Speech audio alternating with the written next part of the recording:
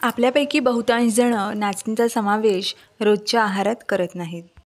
नाचणीला विविध ठिकाणी विविध नावांनी संबोधलं जातं, जसं की काही जागी रागी म्हटलं जातं, तर काही जागी फिंगर मिलेट्स म्हटलं जातं. हे असे मऊ लुसलुशीत बनून तयार होणारे आणि छान असे टम्म फुगलेले नाचणीचे फुलके पाहून तुम्हीसुद्धा तुमच्या रोजच्या आहारात नाचणीचा समावेश नक्कीच कराल. तर अशा या नाचणीमध्ये लोह भरपूर प्रमाणात असल्यामुळे आपल्या शरीरातील हिमोग्लोबिन वाढवण्यासाठी नाचणी ही रामबाण उपाय आहे.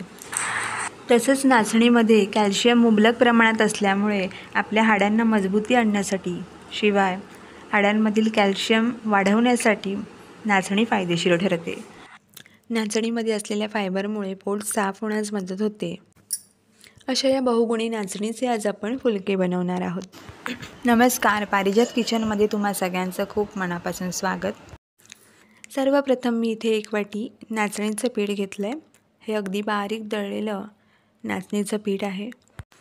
घरी नाचणी आणून दळून घेतलेलं किंवा बाजारातून रेडीमेड आणलेलं पीठ तुम्ही या ठिकाणी वापरू शकता. आता 1 वाटी नाचणीच्या पिठाला आपल्याला इथे पाऊण वाटी पाणी गरम करत ठेवायचं आहे. पाणी उकळायला ठेवलं की या पाण्यामध्येच आपल्याला चवीप्रमाणे मीठ घालायचं आहे. पाण्याला चांगली खळखळून उकळी आली की गॅस बंद करायचा आणि हे उकळतं पाणी आपण नाचणीचं जे पीठ घेतलं आहे त्याच्यावर घालायचं आहे. सुरुवातीला हे पीठ आपण असं चमच्याने मिक्स करून घ्यायचं आहे, कारण पाणी गरम असल्यामुळे हाताला चटका बसू शकतो. पाणी घालत असताना पाण्याचा अंदाज घ्यावा, म्हणजेच कधीकधी पिठात बदल असू शकतो. कुठलं पीठ अगदी बारीक दळलेलं असतं तर कुठलं थोडंसं जाडसर असतं, त्याच्यामुळे पाण्याचा अंदाज घेऊनच आपण यामध्ये पाणी घालायचं आहे. आता पाणी घालून घेतल्यानंतर चमच्याने अशा प्रकारे मिक्स करून हे पीठ 5 ते 7 मिनटं वाफ येण्यासाठी झाकून ठेवायचे. अशा प्रकारे गरम पिठावर झाकण ठेवल्यामुळे हे पीठ उष्णतेमुळे छान वाफलं जातं आणि परिणामी आपले जे फुलके आहेत ते अगदी मऊ लुसलुशीत असे बनवून तयार होतात. एक 5 ते 10 मिनटं झाकून ठेवल्यानंतर हे पीठ आता कोमट झालेलं आहे, हाताला चटके बसत नाही आहेत. हे पीठ आता चांगलं मळून घ्यायचं आहे. वाटल्यास पाण्याचा हात लावून तुम्ही हे पीठ मळून घेऊ शकता, पण तशी काही फारशी गरज लागत नाही. तर हे बघा, चपातीचं जसं आपण पीठ मळतो तसं अगदी मऊसूत असं पीठ मी मळून घेतलेलं आहे. आता ज्या तव्यावर आपण फुलके शेकणार आहोत त्या तव्याला सुरुवातीला असं 2 ते 3 थेंब तेल लावून घ्यायचं आहे. तवा थंडच आहे, अजून मी गॅस चालू केलेला नाही आहे, पण असं सुरुवातीलाच आपण तव्याला थंड असतानाच तेल लावून घ्यायचं आहे आणि त्यानंतर आपण गॅस चालू करायचा आहे. आता थंड असतानाच तव्याला असं तेल लावून का घ्यायचं याचं कारण मी तुम्हाला पुढे जाऊन सांगेनच. तर आता इथे आपलं पीठही छान मळून तयार आहे. याचे आपण फुलके तयार करायला घेऊ. आता पिठाचा गोळा घेऊन आपण हातावर गोल गोल असा करून घ्यायचा आणि नाचणीच्या कोरड्या पिठामध्ये घोळून घ्यायचा.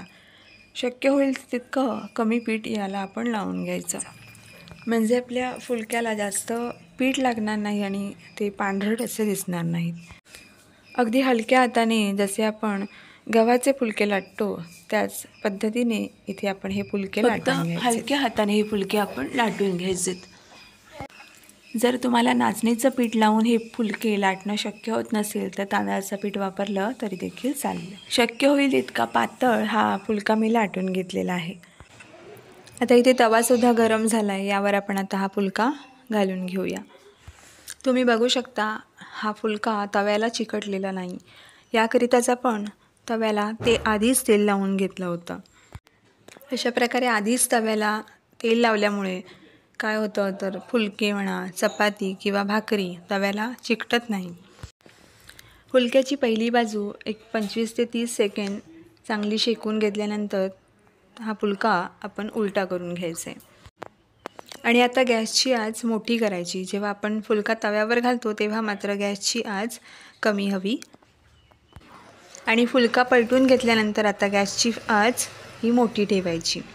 आणि आता हा फुलका आपण 1 मिनिट 1.5 मिनिट चांगला शेकून घ्यायचा. फुलका शेकून घेत असताना त्याच्या कड्यासुद्धा चांगल्या शेकून घ्यायच्यात, कारण फुलका जरी पातळ असला तरी त्याला एका बाजूने शेकून घ्यायला 1 ते 1.5 मिनिट वेळ लागतोच.